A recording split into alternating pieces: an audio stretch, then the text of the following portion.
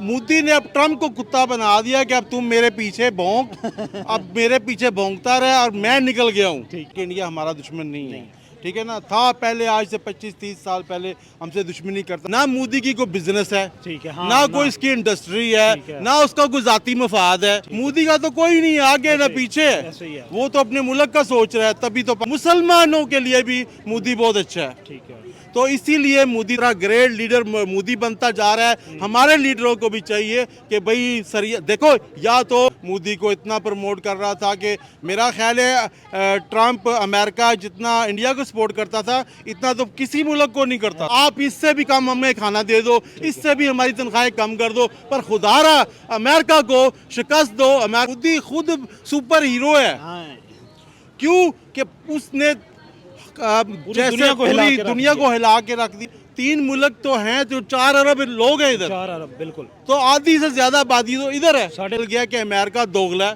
ठीक है। कहता कुछ है करता कुछ है, कभी भी मुश्किल में खड़ा नहीं होता। ट्रम्प ने पाकिस्तान समझ रखा अच्छा था। अच्छा अच्छा, ठीक है। पाकिस्तान समझ रखा था ट्रम्प ने कि this is Rana Saif, you are watching Rana Saif reaction. भाई बात जहां से शुरू हुई थी इंडिया और रशिया के दरमियान रिलेशन पे, और अमेरिका ने इंडिया को थ्रेट करना शुरू किया था कि आप रशिया से ट्रेड डील ना करें, आप रशिया से वेपन की डील ना करें, आप रशिया के साथ डिफेंस डील ना करें, आप रशिया से ऑयल ना लें।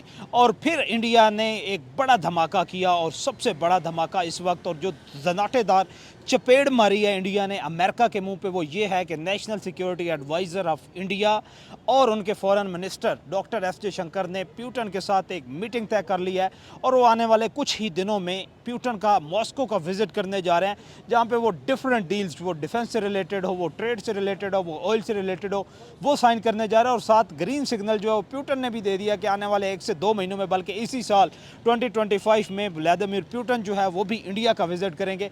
आज जो शख्सियत मेरे साथ मौजूद हैं इस मौजू पे गुफ्तगू करने के लिए, वो ना सिर्फ मेरी पसंदीदा हैं बल्कि आप लोग भी उनके नाम से बड़ी अच्छी तरह वाकिफ़ हैं, और उनका एक ब्लंट आप ये कह लें कि एनालिसिस क्रिकेट पे हो जाए चाहे पॉलिटिक्स पे हो जाए, पूरी दुनिया उनकी दीवानी है, पूरी इंडिया उनकी दीवानी है। चाचा अकबर हमारे साथ मौजूद है, उनसे बात करते हैं कि ये जो डॉक्टर एस जयशंकर और अजीत डोवल मॉस्को विजिट पे जा रहे हैं, कहीं एक और बहुत बड़ा जनाटेदार चमाटा जो है वो कहीं अमेरिका के मुंह पे मारने जा रहे हैं, और अगर प्यूटन जो है वो सारी दुनिया की मुखालफत के बावजूद इंडिया में आ जाता है, फिर तो इंडिया के वारे न्यारे हैं। अस्सलाम वालेकुम। वालेकुम क्या सलाम। हाल है आपके? अल्लाह का शुक्र है जी, खबर तो आपने सुन ही ली है फिर। बहुत अच्छी खबर है। कभी भी किसी की खुशी में खुश होना चाहिए, ठीक है। या ना कि अभी हम इंडिया हमारा हम सब दुश्मन समझते हैं। मेरा ख्याल है कि इंडिया हमारा दुश्मन नहीं है, ठीक है ना। था पहले, आज से 25-30 साल पहले हमसे दुश्मनी करता था, मगर अभी नहीं। तभी तो इंडिया तरक्की कर गया। अब देखे ये बात जहन से निकाल दी है। अब ये क्योंकि ये छोटे मसले रह गए ना। अब एक गुंडा था अमेरिका, एक उसकी गुंडागर्दी इंडिया भी बर्दाश्त करता रहा, पाकिस्तान भी करता रहा, पूरी दुनिया बर्दाश्त करती रही, चाइना भी बर्दाश्त करता रहा। मगर जब अभी उसकी गुंडागर्दी इंडिया ने मुंह तोड़ जवाब इसलिए दिया है कि एक तो उसको रशिया की सपोर्ट है, उधर से चाइना की सपोर्ट है, ठीक है, और खुद मोदी खुद सुपर हीरो है।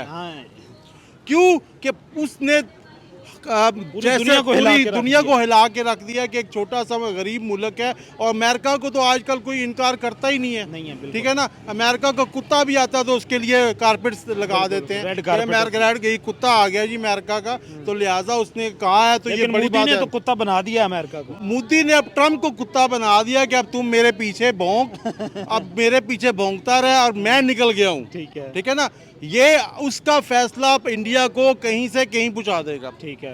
इंडिया इस टाइम 3रे नंबर पे है, मेरा ख्याल है अब 2रे पे आ जाएगा, ठीक है। उसको इनकार करने से, इसके इनकार से ऑटोमेटिक रशिया उसको और भी सपोर्ट करेगा, क्योंकि चाइना सपोर्ट करेगा कि रशिया का को टुकड़े करने वाला अमेरिका था, बिल्कुल, ठीक है ना। और उस वार में हम भी शामिल थे। एक और बात आपको बता दूं कि ट्रंप ने यह भी कहा है कि रशिया और इंडिया जो हैं वो दहशतगर्द हैं।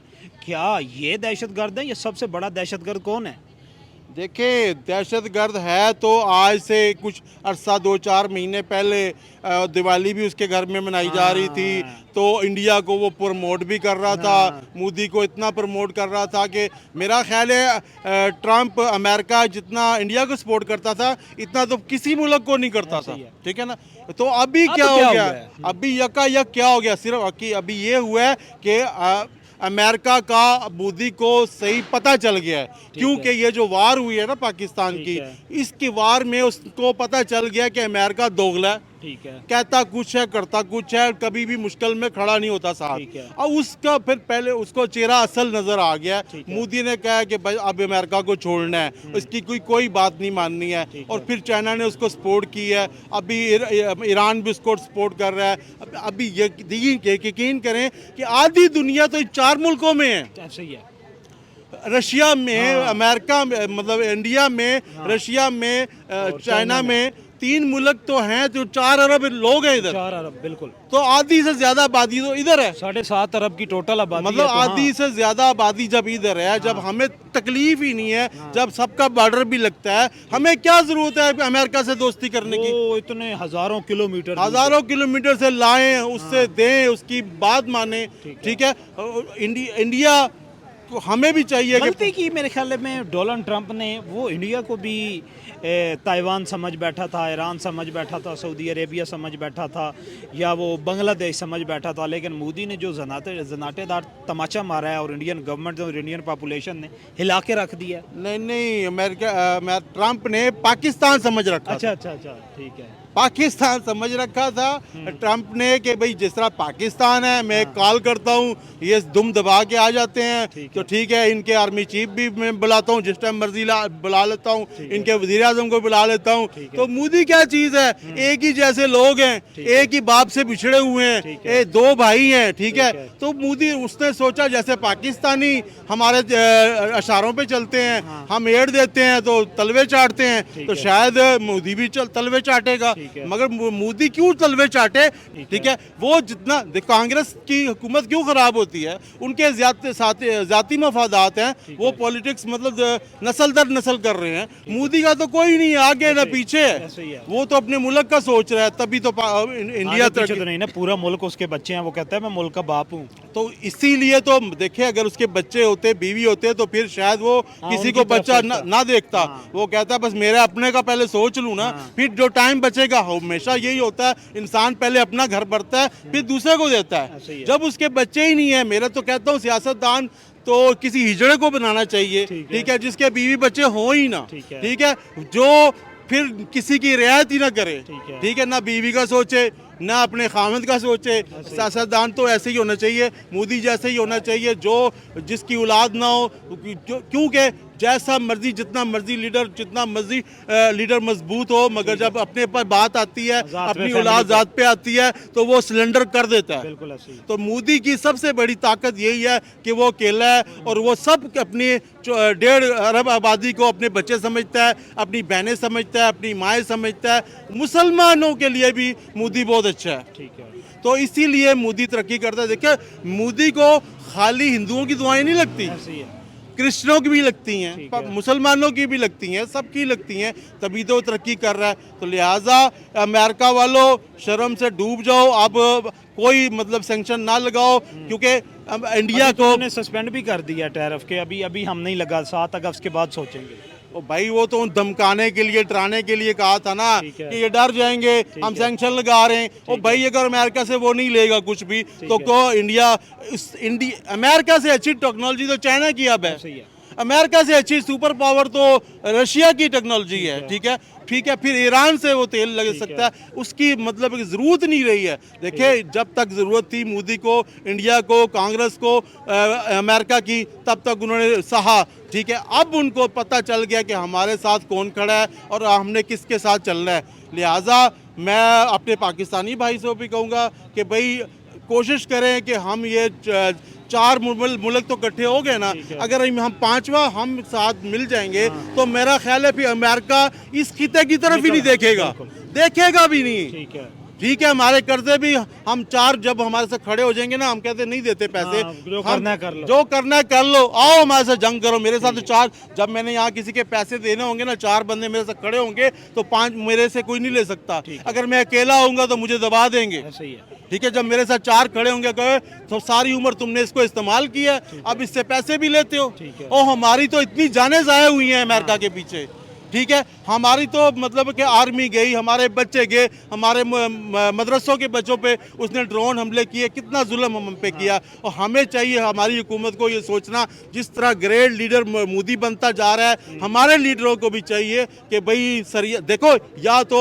हम आवाम अपनी हुकूमत का साथ ना देते हों, जंग में भी साथ देते हैं, सलाब में भी साथ देते हैं, हर जगह हम अपने हुक्मरानों की बात मानते हैं, तो फिर हम आप क्यों नहीं इज्जत से जिंदगी गुजारते हो? क्यों उनके अमेरिका के आगे झुकते हो? क्या हम आपसे ज्यादा रोटी मांगते हैं? क्या हम आपसे ज्यादा तनख्वाहें मांगते हैं? क्या हम क्या कहते हैं आपको कि जो आप अमेरिका के पीछे जाते हो? भाई हम आपसे कुछ नहीं मांगते, आप इससे भी कम हमें खाना दे दो, इससे भी हमारी तनख्वाहें कम कर दो, पर खुदारा अमेरिका को शिकस्त दो, अमेरिका को सही जवाब दो। और इसी में हमारी बका है, दुनिया में भी है, आखिरत में भी है। अब ये बताएं कि मॉस्को का जो विजिट है डॉक्टर एस जयशंकर का और national security adviser Ajit Doval का, कौन सा बड़ा धमाका करने जा रहे हैं? कोई बड़ी ट्रेड डील, कोई बड़ा डिफेंस डील होने जा रही है? देखिए, अमेरिका का तो कुछ चीज़ बनाता ही नहीं है ना, असले के अलावा और लोगों को लड़ाने के अलावा उसके पास तो कुछ है नहीं है। ठीक है, जब इंडिया भी उसको कोई चीज़ नहीं देगा, जब रशिया से भी कोई चीज़ नहीं जाएगी, जब चाइना से भी कोई चीज़ नहीं जाएगी, ठीक है, जब फिर वो कहाँ से लेगा? यूक्रेन से लेगा, यूक्रेन उसको कितनी गंदम दे देगा? ठीक है, लिहाजा अगर सऊदीया भी हमारे साथ यहाँ खड़ा हो जाए इन मुल्कों के साथ, तो मेरा ख्याल है अमेरिका की कमर ही टूट जाएगी। ये डॉक्टर एस जयशंकर और अजीत डोवल अचानक क्यों गए हैं? भाई इसीलिए गए हैं ना कि देखें, एक बहुत बड़ी धमकी दी थी अमेरिका ने उसको कि भाई मैं उसका जवाब टका के दे दिया।